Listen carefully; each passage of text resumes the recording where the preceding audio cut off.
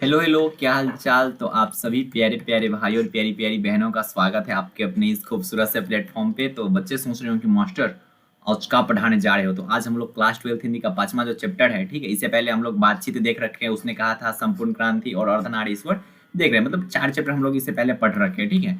जिसका कि हम लोग एक्सप्लेनेशन भी देख लिए, ऑब्जेक्टिव भी देख लिए और साथ में उसका सब्जेक्टिव भी देख रखे हैं। तो आज हम लोग क्लास 12 हिंदी का जो 5वां चैप्टर है ना, रोज रोज जो चैप्टर है उसे पढ़ने जा रहे हैं, ठीक है। तो आप सभी प्यारे प्यारे भाई और प्यारी प्यारी बहनों का स्वागत है इस खूबसूरत से प्लेटफॉर्म पे, ठीक है। तो चलो स्टार्ट करते हैं, कहानी की शुरुआत किया जाए, ठीक है। तो अब सबको पता होगा कि भैया जब भी हम पढ़ाते हैं तो सबसे पहले लेखक का परिचय बताते हैं, ठीक है, कि कौन से कवि जो है वो लिखे हुए हैं, ठीक है, और उनका जन्म स्थान क्या क्या होता है, मतलब जो कुछ भी होता है वो पहले बताते हैं। उसके बाद कहानी की बातें करते हैं, उसके बाद ऑब्जेक्टिव पे आते हैं, ठीक है। तो पहले बात करते हैं कि ये जो रोज कहानी, रोज जो चैप्टर है, ठीक है, रोज जो चैप्टर है वो कौन लिखे हुए थे। तो ये पूछा जा सकता है कि रोज चैप्टर कौन लिखे हुए थे, बोलिएगा सच्चिदानंद हीरानंद वात्स्यायन अज्ञेय जी, ठीक है। इसको थोड़ा मैं गाढ़ा कर लो, ओए बेटे इतना तो नहीं बोला था मैंने, पीछे आ जाओ, कम हेयर, ठीक। तो रोज जो चैप्टर है वो कौन लिखे हुए हैं, तो सब बोलेगा कि भैया सच्चिदानंद हीरानंद वात्स्यायन अज्ञेय, ठीक है, या फिर नॉर्मली अज्ञेय भी आप बोल सकते हैं। अरे बोलो कौन लिखे हुए थे, तो सब बोलेगा भैया अज्ञेय जी लिखे हुए थे। कौन सा चैप्टर, रोज। रोज कौन लिखे हुए थे, बोलो ना यार, आवाज आ रहा है, हाँ बोलो, अज्ञेय लिखे थे, ठीक, ऐसे ही बोलते रहना है, ठीक है। इनका जन्म देख लो, उतना इंपॉर्टेंट नहीं है, ठीक है, मैं जन्म निधन पे नहीं जाऊंगा। जन्म स्थान देख लेते हैं, उत्तर प्रदेश में हुआ था, उत्तर प्रदेश में कुशीनगर, कुशीनगर उत्तर प्रदेश में, बाबा की नगरी, ठीक है, बाबा की नगरी में हुआ था, ठीक है। जन्म स्थान कहाँ था इनका, बाबा की नगरी। कुछ ज्यादा क्लोज क्लोज लग रहा है ना, ठीक से फॉर्मेट बना नहीं है, कोई बात नहीं है, फिर भी पढ़ने से मतलब है। माता पिता का नाम, माता का नाम व्यंती देवी, जो कि इंपॉर्टेंट है, माता का नाम व्यंती देवी पूछा जा सकता है, ठीक है, ये भी इंपॉर्टेंट है। जहाँ पे मैं ऐसे ऐसे कर दूंगा ना, समझ लेना कि यहाँ से ऑब्जेक्टिव पूछा जाने वाला है, ठीक है।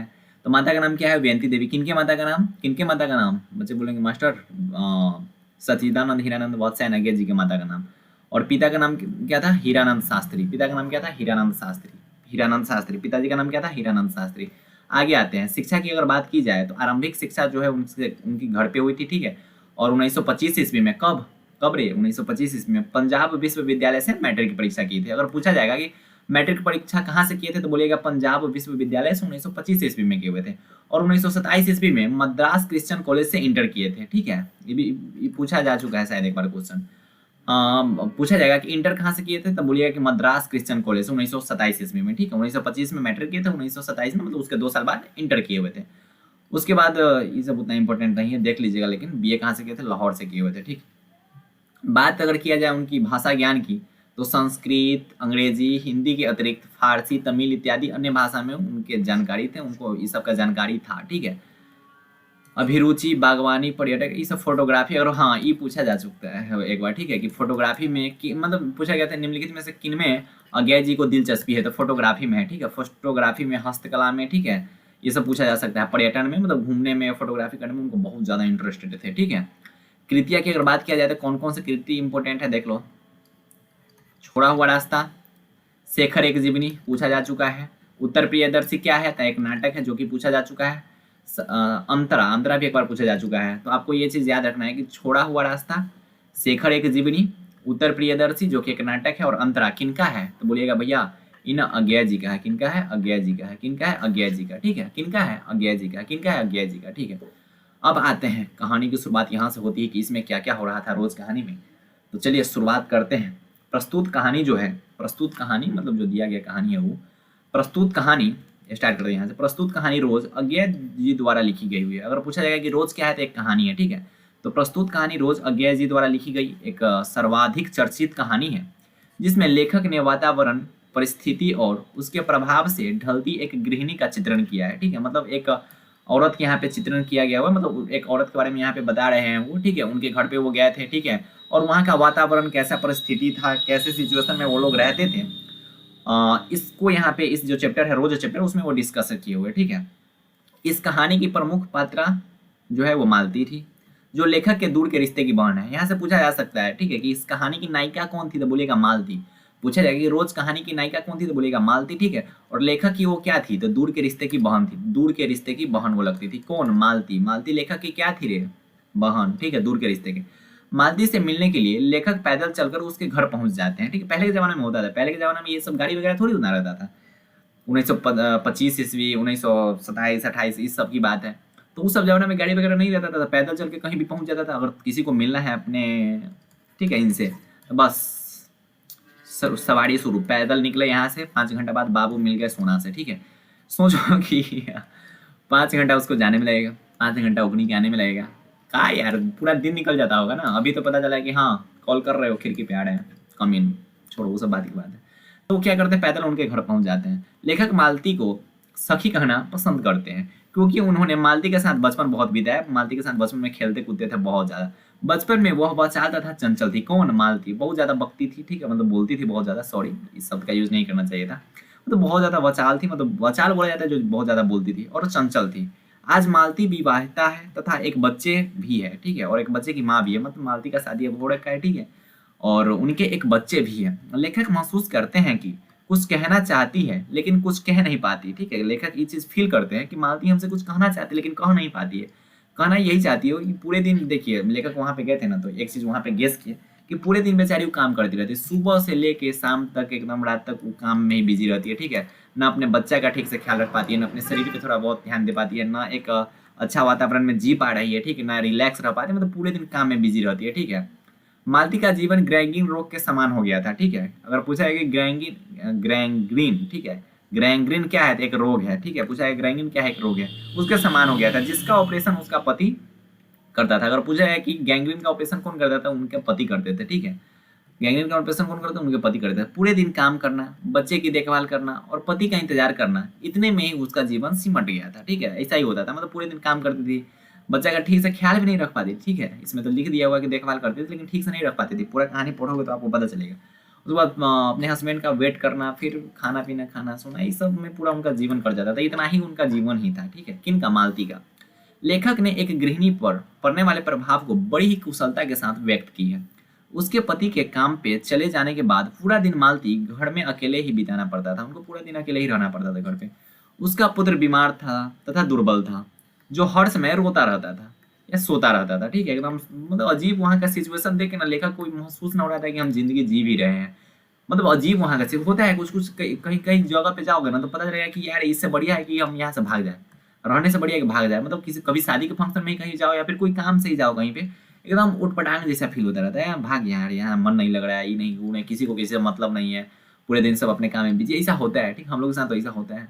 एज अब तुम लोग के साथ क्या होता है? मालती अपने आप को घर के कार्यों तथा शिशु की देखभाल में सुबह से 11 बजे रात तक व्यस्त रखती थी। ऐसा लग रहा था कि इस उबाऊ और उदासी भरे जीवन को वो ढो रही है, ठीक है, ऐसा हो रहा था।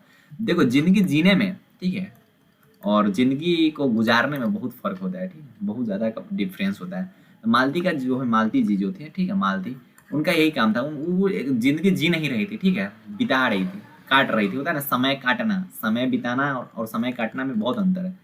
समय बिताना एक अच्छा बात हो सकता है लेकिन समय काटना बहुत अजीब बात होता है। तो सेम मालती के साथ भी वही था, मतलब पूरे दिन काम में बिजी, उसके बाद बच्चों का देखभाल करना, बर्तन वगैरह साफ करना, ये सब दिया हुआ है, चैप्टर पढ़ो तो सही, ये सब कुछ दिया हुआ है। उसके बाद हस्बैंड का वेट करना, ठीक है, ये सब मतलब बहुत अजीब था, ठीक है। पूरे दिन ये अपने काम में बिजी ही रहती थी, ठीक है, पूरे दिन अपने काम में बिजी ही रहती थी। अब देखो ऑब्जेक्टिव पे आते हैं, तो ऑब्जेक्टिव में हम क्या किए हैं ना कि आंसर डार्क नहीं किए, ठीक है, आंसर को हम ढके नहीं है। अब तुम लोग बता दोगे आंसर, इसलिए हमको ना थोड़ा सावधानी पूर्वक बताना पड़ेगा, ठीक है। अब चलो ऑब्जेक्टिव स्टार्ट करते हैं। बच्चे सोचेंगे मास्टर उतना ही सब्जेक्टिव था क्या, उतना ही समरी था क्या?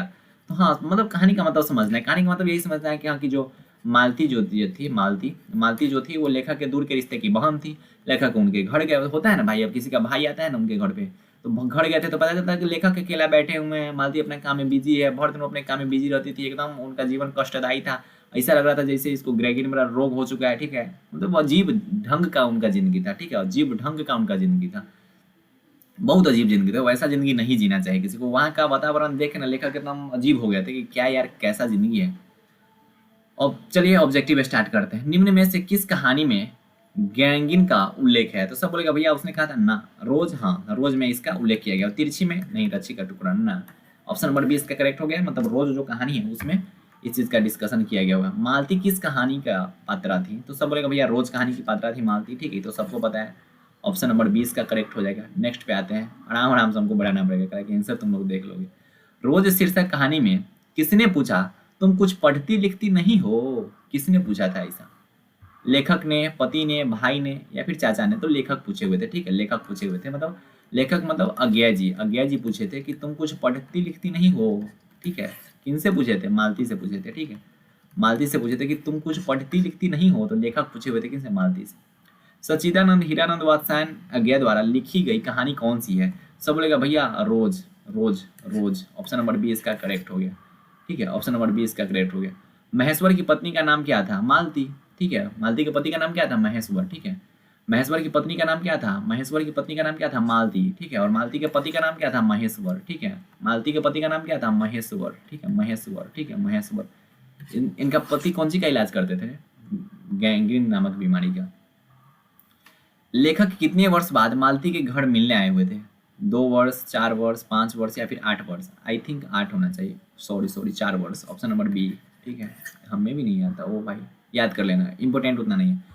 मालती के पति किस बीमारी का ऑपरेशन करते थे? ठीक है, तो सबको बताया भैया पथरी का। ना ना, ऑप्शन नंबर सी। ठीक है, इंपॉर्टेंट था, इंपॉर्टेंट लिख देता हूँ। लो, नेक्स्ट पे आते हैं। भारतीय ज्ञानपीठ पुरस्कार द्वारा अज्ञा जी को कौन सा पुरस्कार मिला हुआ था? भारतीय ज्ञानपीठ द्वारा अज्ञा जी को कौन सा पुरस्कार मिला हुआ था? पद्मश्री, पद्म विभूषण, भारतीय ज्ञानपीठ पुरस्कार।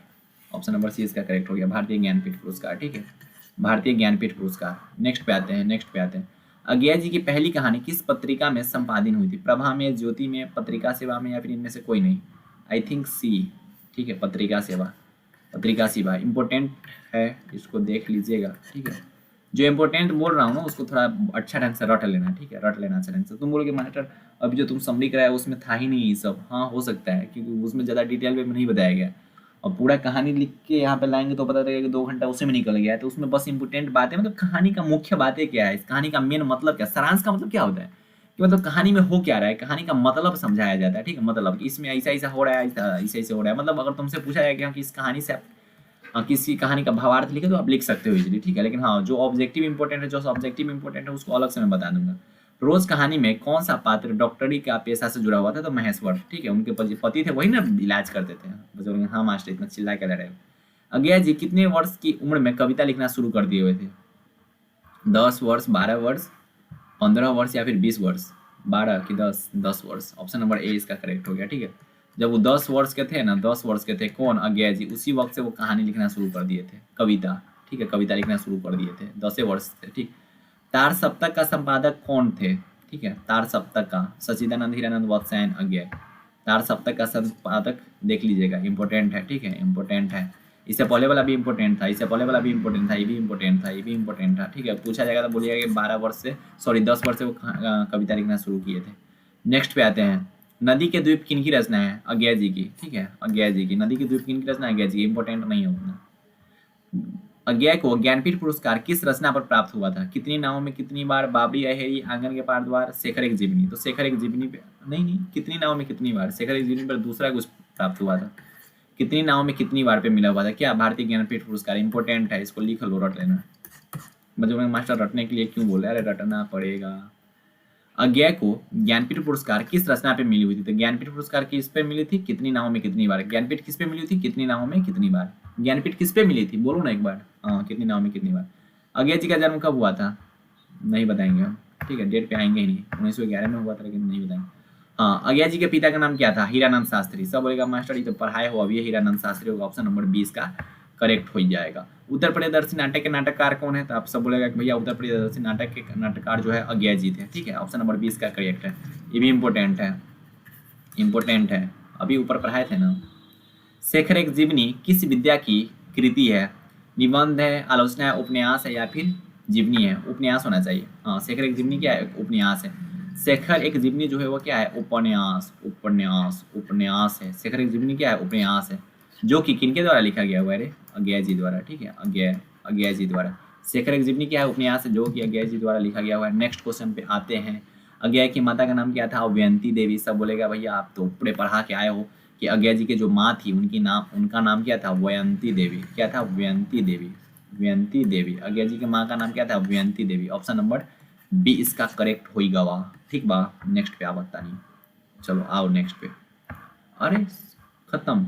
तो देखिए अभी हम लोग ना, देखो यहाँ पे इम्पोर्टेंट ये है, जो जो इम्पोर्टेंट बोल रहा हूँ उसको लिख के रट जाना। ठीक है, ये भी इम्पोर्टेंट है, शेखर की जीवनी क्या है? उपन्यास है। शेखर की जीवनी क्या है? उपन्यास। जोर से बोलो ना, शेखर की जीवनी क्या है? उपन्यास है। ठीक है, अभी याद करवा देते हैं, रुको। अज्ञा जी की माँ का नाम क्या था?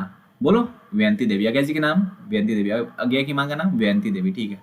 उत्तर प्रियदर्शी के नाटककार कौन है? सब बोलेगा अज्ञा जी, तो हमको पता है। अज्ञा जी के पिता का नाम क्या था? सब बोलेगा भैया हीरानंद शास्त्री। हीरानंद, हीरानंद शास्त्री, हीरानंद शास्त्री, हीरानंद शास्त्री जी, हीरानंद शास्त्री। ठीक है, ऑप्शन नंबर 20 का करेक्ट है। इंपोर्टेंट क्या है? अज्ञा जी को ज्ञानपीठ पुरस्कार किस रचना पे मिली हुई थी? सब लोग भैया कितनी नावों में कितनी बार पे, तो ज्ञानपीठ पुरस्कार उनको मिला हुआ था। कितनी नावों में कितनी बार पे ज्ञानपीठ पुरस्कार मिला हुआ था। और क्या इंपोर्टेंट है? तार सप्तक, तार सप्तक के संपादक कौन थे? तो सब बोलेगा भैया अज्ञा जी। कौन? अज्ञा जी। तार सप्तक के संपादक कौन? अज्ञा जी। नेक्स्ट पे आते हैं। कब से, कितने वर्ष से वो कविता लिखना शुरू कर दिए थे? सब बोलेगा भैया कविता लिखना ना, वो तो 10 साल से शुरू कर दिए थे। यहाँ पता चलता है कि 10 साल का बच्चा को पता नहीं रहता है कि हम है इंसान। 10 साल के बच्चे को पता रहता है। अब आजकल के 10 साल के बच्चे को देखो पता ना चलेगा कि वो बच्चा है, एकदम लगेगा अजीब यार। ये भी इंपॉर्टेंट है कि रोज कहानी में डॉक्टरी से जुड़ा हुआ पात्र कौन है? तो महेश्वर, मतलब मालती के पति। मालती के पति का नाम क्या था? महेश्वर था। ठीक है। अज्ञा जी की पहली कहानी किस पत्रिका में संपादन हुई थी? तो पत्रिका सेवा में। ये भी इंपॉर्टेंट है, ये भी देख लीजिएगा। भारतीय ज्ञानपीठ द्वारा अज्ञा जी को कौन सा पुरस्कार मिला हुआ था? तो भारतीय ज्ञानपीठ पुरस्कार। भारतीय ज्ञानपीठ द्वारा भारतीय ज्ञानपीठ पुरस्कार। ठीक, ऑप्शन नंबर सी इसका करेक्ट है। अब क्या है? मालती के पति किस बीमारी का ऑपरेशन करते थे? ग्रैंगिन का। ग्रैंगिन एक ऐसा बीमारी है जो होने से ना पैर काट, अगर उसका कोई इलाज नहीं है, ठीक है, इसके लिए ना अगर किसी को हो गया तो उसका पैर काट के हटाना पड़ता है। ठीक है, ऐसा कहानी में बताया गया हुआ है। ठीक है। लेखक कितने वर्ष बाद मालती से मिलने गए थे? 4 वर्ष बाद। महेश्वर की पत्नी का नाम क्या था? मालती था। ये सब आगे। ठीक है, तो ये सब जो इम्पोर्टेंट था ना, जो इम्पोर्टेंट था वहाँ पे हम बोलते कि भैया देख लो ये सब नहीं इम्पोर्टेंट था। अब जो इम्पोर्टेंट नहीं है उस पर ज़्यादा ध्यान नहीं दिए, जो इम्पोर्टेंट है वहाँ पे ज़्यादा ध्यान दिए। अब पता चला कि सब्जेक्टिव हम यहाँ पे 3 को लाए हैं। अब कोई बोलेगा कि मास्टर 3 को सब्जेक्टिव क्या लाए हो? सब्जेक्टिव 3 को इम्पोर्टेंट है क्या? तो देखो इस चैप्टर का नहीं, जो 3 को सब्जेक्टिव है ना पूछा जाता है, तो इसी 3 से बार बार पूछा जाता है। ठीक है, हो सकता है साल बीच करके बदल के पूछा जाएगा, लेकिन यही सब पूछा जाता है। ग्रैंगिन क्या है? कितना बार पूछा जा चुका है। ठीक है, ग्रैंगिन क्या है? तो ग्रैंगिन एक खतरनाक रोग है। पहाड़ी पर रहने वाले व्यक्ति के पैर में अगर कांटा चुभ जाता है तो ये रोग हो जाता है, परंतु कांटा चुभने के बाद बहुत दिनों तक छोड़ देने पे व्यक्ति के पाँव में एक जख्म टाइप का हो जाता है, और इसके लिए इसका कोई इलाज वगैरह होता नहीं है। ठीक है, इसके लिए ना उसका पैर काट के हटाना पड़ता है। ठीक है, ऐसा इस कहानी में बताया गया है। कहानी में बताया गया, हम नहीं बोल रहे। लेखक और मालती के संबंध का परिचय पाठ के आधार पर दे। तो सब बोलेगा भैया लेखक और मालती के बारे में हम यही पढ़ते कि हाँ कि लेखक जो है वो मालती के दूर के रिश्ते की बहन थी। ठीक है, और लेखक 4 वर्ष बाद मालती के घर जाते हैं और पैदल जाते हैं। ठीक है, और लेखक वहाँ का वातावरण देखते हैं जो कि बहुत अजीब लगता है। लेखक ये चीज़ देखते हैं कि वहाँ पूरे दिन मालती जो रहती है वो बिजी रहती है अपने काम काज में, वहाँ का वातावरण उनको उतना अच्छा नहीं लगता है। ठीक है, तो ये सब अपना मन से लिख देंगे, इसलिए तो बोलते हैं कि हम तुमको कहानी समझा रहे हैं, उसके बाद खुद से एड ऑन करके लिखो यार, खुद से एड ऑन करके। अब यहाँ क्या पूछा गया?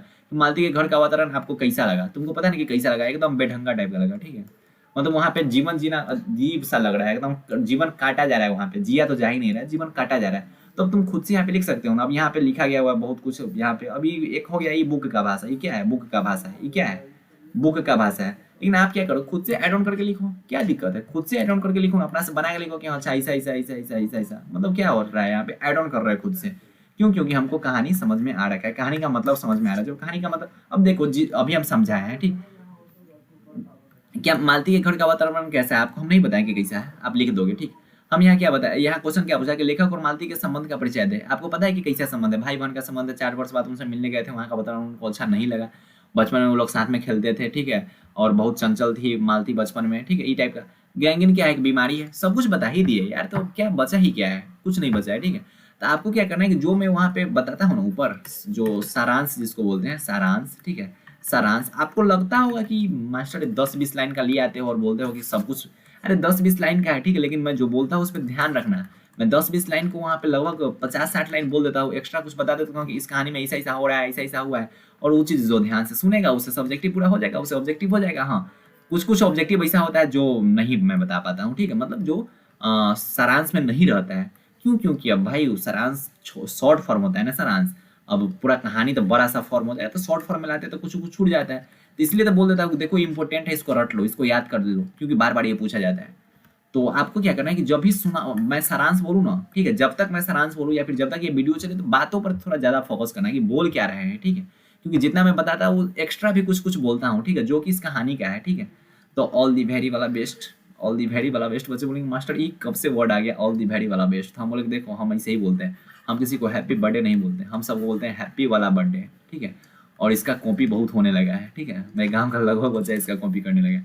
तो प्यारे प्यारे भाई और प्यारी प्यारी बहनों, जाके पढ़ाई लिखाई करो, ठीक है। और हमें उम्मीद है कि हाँ कि ये वीडियो आपको अच्छा लगा होगा, ठीक है। अगर सुनते हो तो ध्यान से, जो सुनेगा उसको अच्छा लगेगा, जो नहीं सुनेगा वो, अब बोल रहे हैं कि जो सुन लिया होगा ना ये क्वेश्चन खुद से लिख देगा, यो क्वेश्चन खुद से लिख देगा, यो क्वेश्चन खुद से लेगा, जो सुन लिया होगा वो, ठीक है। जो सुन लिया होगा वो, जो सुना होगा वो बता देगा अजय जी का माँ का नाम क्या है, व्यंती देवी, ठीक है। हाँ, शेखर एक जीवनी क्या है, उपन्यास। हम नहीं कराए हैं समरी में, लेकिन अभी बोल रहे हैं कि इंपॉर्टेंट है, रट लो। अब अभी तक तो रटाइयो गया होगा किताब को, हाँ कि भैया उस वक्त से किताब बार बोल दिया हो कि शेखर एक जीवनी उपन्यास है, हमको रटा गया कि शेखर एक जीवनी क्या है, उपन्यास है, ठीक है। उत्तर प्रियदर्शी किनका नाटक है? क्या ये सारांश में नहीं पढ़े हैं? सारांश में ना पढ़ के आए हैं ऊपर से? अरे सारांश में लगभग कंप्लीट हो जाता है, जो मैं बोलता हूँ और जो मैं पढ़ाता हूँ उससे लगभग कंप्लीट हो जाएगा, 80% कंप्लीट हो जाएगा। जो 20% बच रहा है वहाँ पे मैं लिख रहा हूँ ना कि इंपॉर्टेंट है, इसको रट लो, बस बस यही है, खत्म, टाटा बाय बाय, इसी टाइप का होता है। तो ये मत सोचना कि हाँ कि 10-20 लाइन का सारांश ले आते हो, क्या इससे होगा? अच्छा पता चलेगी जब सारांश, हमको सारांश 10-20 लाइन का ना लाएंगे तो क्या 50-60 लाइन का लाएंगे, 100-200 लाइन का लाएंगे। उससे बढ़िया है कि बुक पढ़ ले, ठीक है। उससे बढ़िया है कि हम बुक में यहाँ पे पीडीएफ फॉर्म में ला दे और बुक को पूरा पढ़ाने लगे। अरे जो इंपॉर्टेंट है उतना पढ़ लेते हैं, लास्ट टाइम में क्रैश कोर्स में ज़्यादा ध्यान, गहराई में ज़्यादा नहीं पढ़ना होता है, ठीक है। पढ़ेंगे उतना ही जितना से हो जाए, ठीक है, ज़्यादा गहराई में नहीं जाना है, ठीक है। इस चीज़ पे थोड़ा ध्यान रखिएगा। तो आज का जो चैप्टर है, ठीक है, रोज, क्या पढ़े थे भैया? रोज। रोज का सारांश आपका क्लियर हुआ, ठीक है। इस कहानी का मतलब आपको काफ़ी हद तक समझ में आ गया। कुछ ऑब्जेक्टिव भी हम कर लिए जो कि इंपॉर्टेंट वाले थे, वहाँ पे हाईलाइट कर दिए हैं। और सब्जेक्टिव जो 3 को है ना वो देख लो 3 को सब्जेक्टिव, इससे ज़्यादा सब्जेक्टिव नहीं देखना है। जाके देखो क्वेश्चन बैंक में इसी 3 से रिलेटेड कुछ ना कुछ पूछा गया होगा। और कोशिश कीजिएगा ना सब्जेक्टिव जो उसको रटे नहीं, पढ़े, समझे, बात को समझे कि हाँ कि क्या क्या हो रहा है। अच्छा, ग्रेगनी की बीमारी है जो कि कांटा चुभने से होता है, पहाड़ी इलाका में बहुत कांटा वगैरह चुभ जाता है, ये अगर हो जाता है तो पैर काट के हटाना पड़ता है। मालती के जो पति थे इसका इलाज करते थे। बस समझ में आया, खुद से बना के लिख दो, क्या है इसमें, कुछ नहीं। अब तुम लगे रटने की, अच्छा ग्रेंगिनी है जो बुक का भाषा दिया हुआ है, अब कोई तो लगे कि हाँ कि हम बुक का भाषा रटेंगे, अब कोई है कि यहाँ पे वो रटने लगा होगा, अच्छा इसको ग्रेंगिन बोलते हैं, ये पूरा रटने लगा होगा लाइन बाय लाइन। कहला रटोगे भाई? मत रटो, मत रटो, पढ़ के समझ लो। पढ़ के क्या करना है आपको, समझना है, और समझ के क्या करना है, खुद से लिखना है ऐड ऑन करके, और ज़्यादा दिमाग नहीं लगाना, दिमाग ही नहीं लगाना ज़्यादा, ठीक है। तो आप सभी प्यारे प्यारे भाई और प्यारी प्यारी बहनों को बाय बाय, टेक केयर, जय हिंद, लव यू ऑल।